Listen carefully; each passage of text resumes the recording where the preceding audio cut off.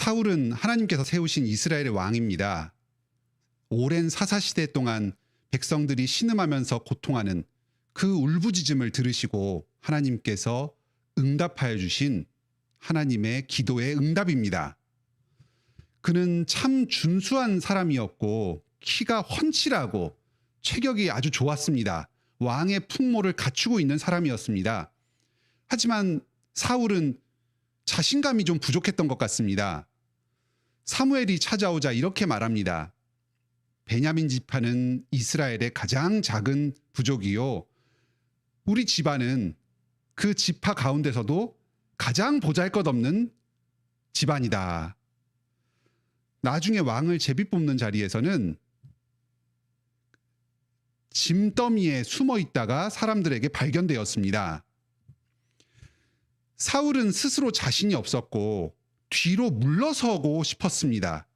하지만 하나님께서는 사울보다도 더 먼저 이 사울의 장점을 알아보셨습니다. 왕으로 세워주셨습니다.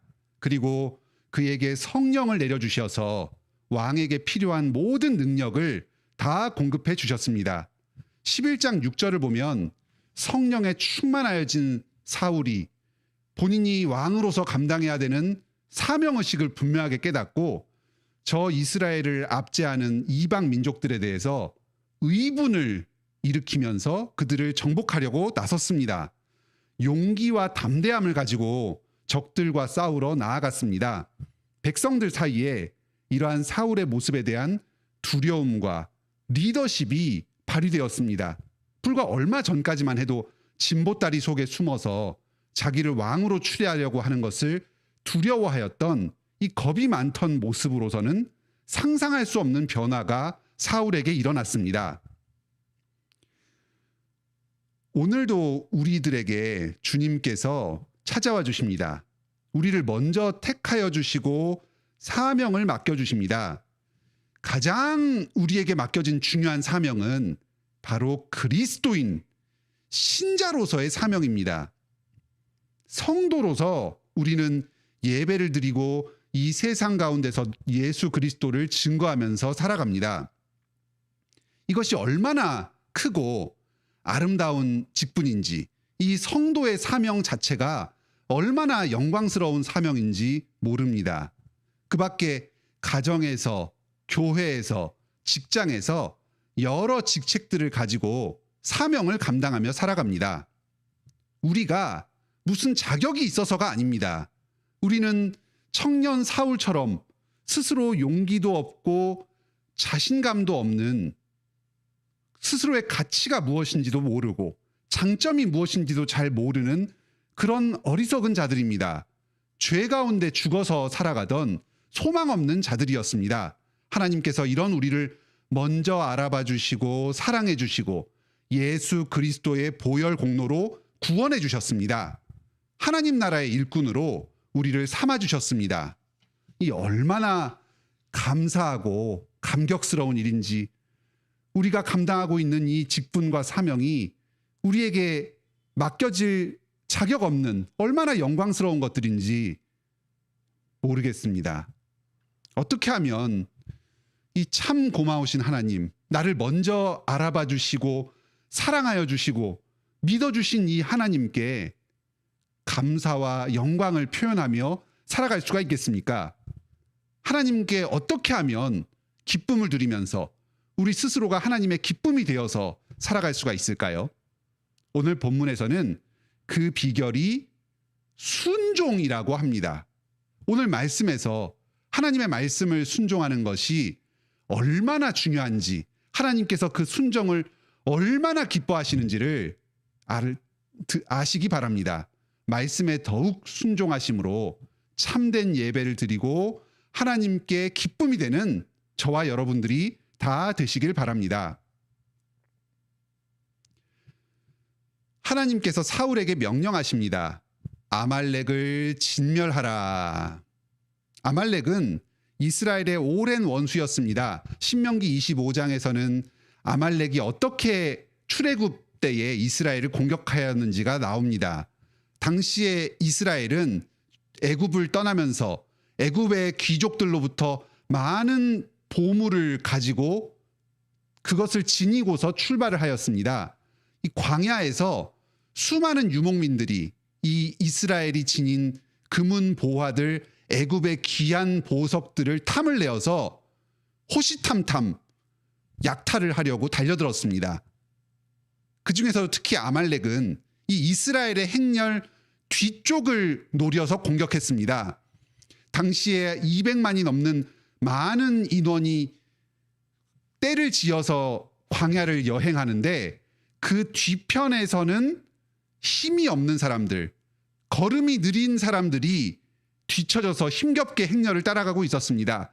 주로 노인들과 어린이, 병든 사람들, 장애인, 이런 사회의 가장 약한 사람들, 스스로의 몸을 간수할 수도 없고 자기를 방어할 능력이 없는 그런 사람들이었습니다. 이 잔인한 아말렉은 이 약한 사람들을 공격하여서 그들을 약탈하고 자기의 이익을 취했습니다. 이 얼마나 악독하고 잔인한 민족입니까? 지금 하나님께서는 사울에게 그 아말렉에 대한 원수를 복수할 것을 명령하고 계신 것입니다. 하나님 나라의 왕으로서 하나님을 대신해서 아말렉에게 심판을 행하려고 하십니다. 사울은 이 말씀에 응합니다. 백성들을 모아서 아말렉을 공격합니다. 하나님께서 함께 하셔서 아말렉에 큰 승리를 거둡니다. 모든 백성들과 물건들을 이제 진멸해야 합니다. 이 진멸하는 것은 그것을 다 죽이고 없애고 태워서 전부 하나님께 바쳐드리는 것을 뜻합니다. 이게 하나님의 분명한 말씀이요 명령이었습니다. 그런데 사울이 자기가 생각했을 때, 자기의 안목으로 바라봤을 때에 왕을 살려서 데려가고 이 양과 소들, 가축들 중에서 가장 살지고 좋은 것을 남겨서 가지고 가면, 그것을 하나님께 제사의 제물로 바치면 하나님의 승리를 자랑하는 데에, 또 좋은 제사를 드려서 하나님께 영광 돌리는데 더 크게 기여할 수 있었던 것 같습니다. 사울이 무슨 나쁜 의도를 가지고 하나님의 말씀을 거스르려고 하는 게 아닙니다. 자기 탐욕을 취하려고 이 재물을 남겨서 자기의 재물로 취해서 재산을 불려야 되겠다, 그런 식으로 생각하는 게 아닙니다. 하나님께 바쳐드리기 위해서, 하나님을 위해서 하나님께 영광 돌리는 데에는 이 예배하고 하나님의 이름을 높이는 데에 이것들을 살려두는 것이, 이것들을 데리고 가서 진열하고 전시해서 사람들에게 널리 알리는 게 더 유리하고 좋겠다, 자기의 판단으로 하나님의 유익을 추구하려고 한 것입니다. 오늘날에도 그렇습니다. 우리가 말씀을 순종하고 어기는 그 경계선 상에 있을 때에 말씀을 어기는 쪽으로 넘어가는 경우가 종종 있습니다. 그런데 그때 우리가 무슨 자기 탐욕을 취하고 하나님을 원수처럼 대해서 이제 하나님과 별개로 내 멋대로 살아가겠다 하면서 정면으로 말씀을 어기는 경우는 그렇게 많지 않습니다. 하나님을 섬기려고 하는 좋은 뜻을 추구하기 위해서 자기 식대로 행동을 하려다가 말씀을 어기려는 경우가 대부분입니다. 내가 이런 식으로 해서 돈을 잘 벌면 교회에 더 많은 헌금을 할 수 있는 것 아니냐, 조금만 편법을 사용하면, 그래서 내가 성공하면 결국은 하나님께 더 영광 돌리고 더 큰 하나님 나라의 일을 감당할 수 있는 것 아니겠느냐, 이렇게 하면은 가족들과 성도들을 더 잘 돕고 행복하게 해줄 수 있는 것 아니냐. 결과적으로 하나님께 더 유익한 것을 드릴 수 있을 것이라 생각하면서 자기 뜻을 앞세워서 말씀의 원칙을 어기는 것이 우리들에게도 종종 있습니다. 하나님은 말씀하십니다. 순종이 제사보다 낫고 하나님의 말씀을 잘 듣는 것이 숫 양의 기름보다 더 낫다. 말씀을 거역하는 것은 점치는 죄와 같고 말씀에 완고하게 반응하는 것은 헛된 우상에게 절하는 것과 같다.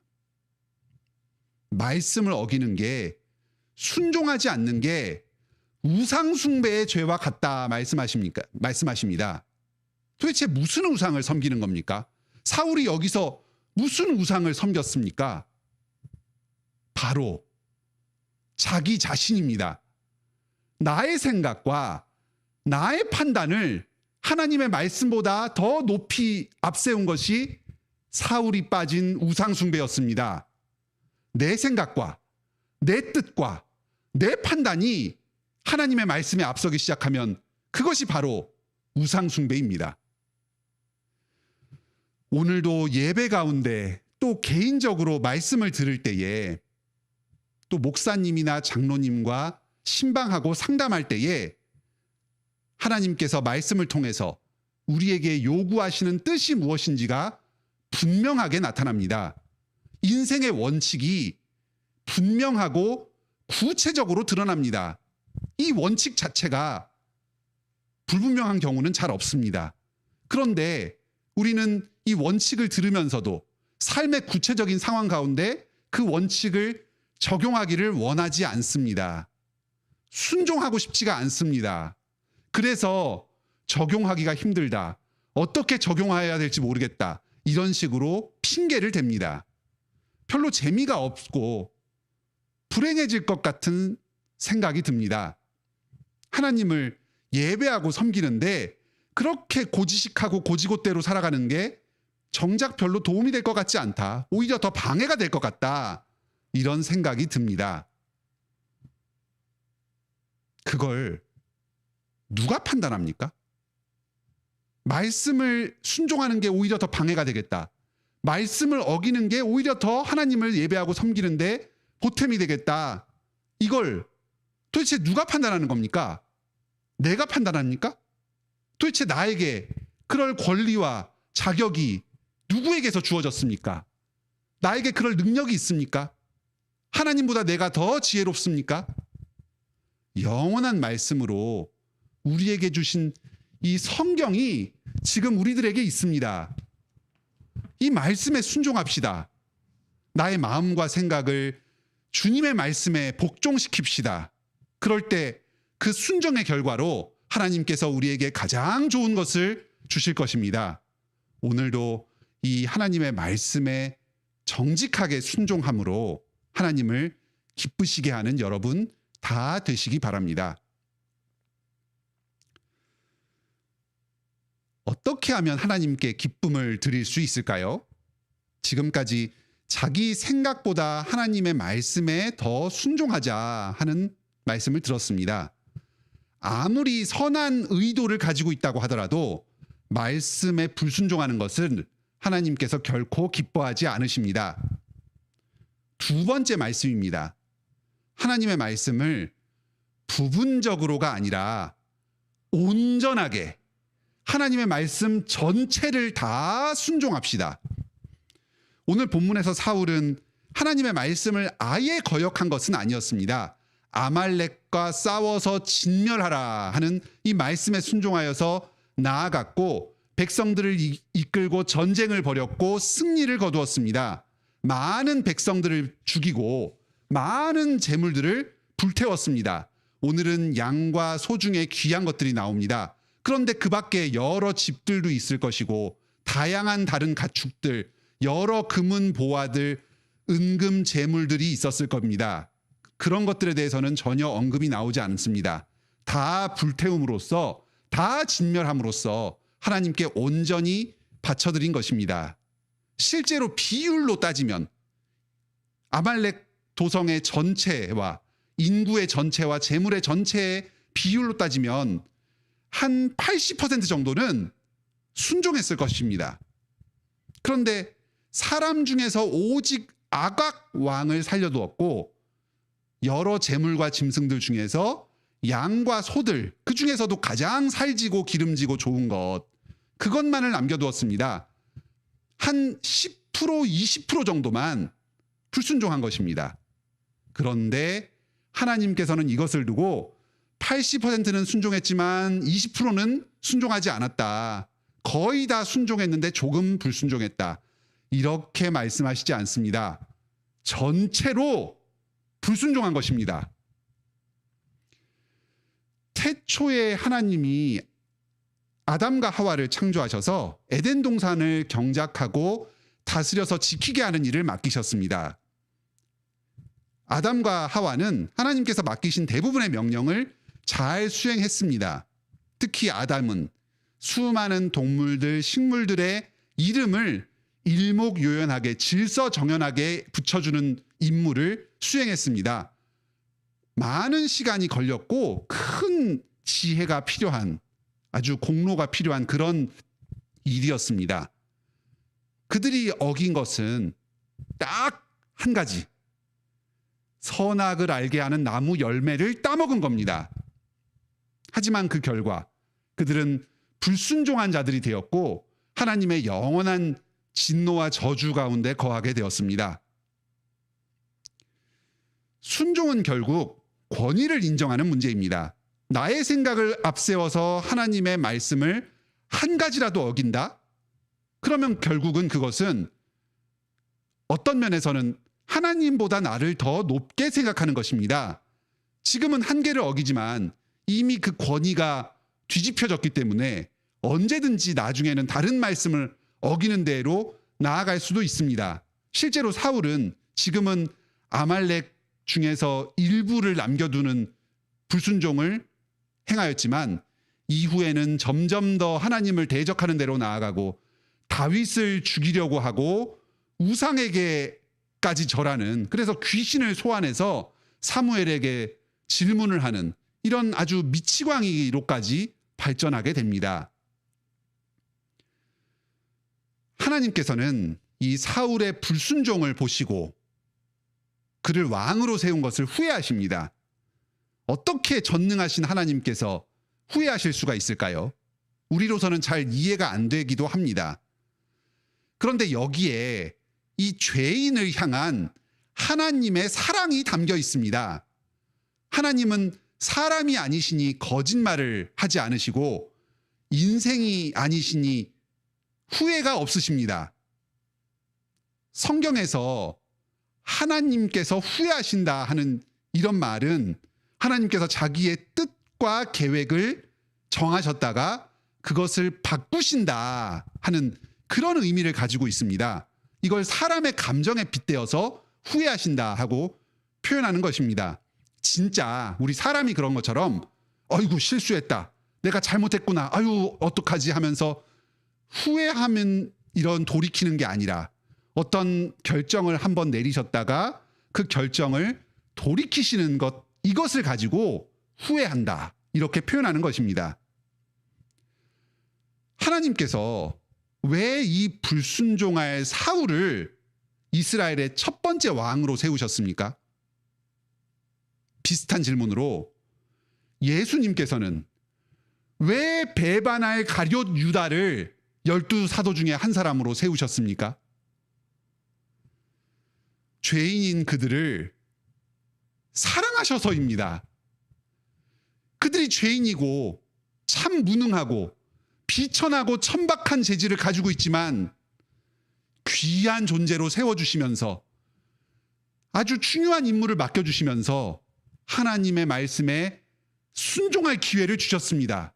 그들이 하나님의 뜻을 따라서 살고 하나님 나라의 큰 일을 이루면서 살도록 기회를 주시고 세워주셨습니다. 설령 차후에 그들이 여전히 실패하고 행하지 않으면 그 뜻을 돌이키실지언정 그로 말미암아서 하나님 나라에 심대한 타격이 있고 이것을 수습하시는 것은 온전히 하나님 자신께서 감당하셔야 할 희생일지언정 하나님께서는 그들을 먼저 사랑하여 주시고 그 죄인이자 비참한 자들에게 실패할 것을 아시면서도 기회를 허락하신 이 사랑과 은혜와 자비가 충만하신 분이십니다. 이것이 바로 사울을 왕으로 세우신 것을 후회하신 하나님의 사랑입니다. 하나님의 뜻을 온전히 순종하는 이 일을 사울은 실패했습니다. 최초의 인간이었던 아담도 실패했습니다. 도대체 누가 이 일을 이룰 수가 있겠습니까? 예수님께서 이루셨습니다. 죄 없으신 분이었습니다. 십자가의 죽으심을 통해서 하나님을 사랑하고 이웃을 사랑하는 온 율법과 선지자의 뜻을 온전하게 성취하신 분이었습니다. 하나님께서 오늘날 우리들에게도 직분을 맡겨주시고 주님의 말씀에 순종할 기회를 허락하여 주십니다. 하지만 우리는 이 기회를 잘 살리기에는 너무나도 연약한 자들입니다. 죄인들입니다. 그렇게 하지 못합니다. 하나님의 뜻을 나의 뜻보다 더 소중하게 생각하고 주님의 말씀을 온전하게 지키는 이 일을 우리로서는 다 이루지 못합니다. 우리는 사울처럼 오히려 반대로 내 뜻을 앞세워서 하나님의 말씀을 거역하기도 하고 주님의 말씀을 시시때때로 어기는 일이 아주 다반사입니다. 결코 좌절하지 마시기 바랍니다. 예수님께서 우리의 중보자가 되십니다. 내가 말씀에 순종하지 못할 때 예수님을 믿음으로 바라보시기 바랍니다. 여러분의 모든 죄와 불순종, 예수님을 바라보면서 그분께 다 맡기시기 바랍니다. 예수님께서 이루신 온전하신 순종을 나의 것으로 받아 누리시기 바랍니다. 순종이 제사보다 낫다. 참으로 그렇습니다. 우리는 그리스도 안에서 그리스도께서 이루신 이 순종으로 말미암아서 가장 좋은 순종, 제사보다 더 나은 순종을 지금도 하나님께 바치고 있습니다. 그리스도를 믿는 이 믿음이 하나님의 지극한 기쁨이 되도록 우리를 그렇게 아름답게 만들어줍니다. 계속해서 그리스도께 피하십시오. 그분 안에 머무르십시오. 그리고 그리스도의 뒤를 따라서 그분의 십자가의 순종을 본받아서 따라가시는 여러분들이 되시길 바랍니다. 오늘은 사무엘상 15장에서 두 가지 말씀을 들었습니다. 어떻게 하면 이 부족한 죄인을 직분자로 세워주시고 귀한 임무를 맡겨주신 하나님께 기쁨이 될 수 있을까요? 첫째로 나의 생각보다 하나님의 말씀에 순종합시다. 둘째로 하나님의 말씀을 온전하게 순종합시다. 오직 그리스도를 믿음으로써만 우리는 이 순종을 이룰 수가 있습니다. 우리에게는 비록 부족함이 있지만 그리스도 안에서 우리는 온전히 순종하는 자가 됩니다. 그리스도 안에 계속해서 거하고 그분을 의지하면서 참된 예배자로, 참된 사명자로 살아가면서 하나님의 지극한 기쁨이 되는 여러분들이 다 되시길 바랍니다.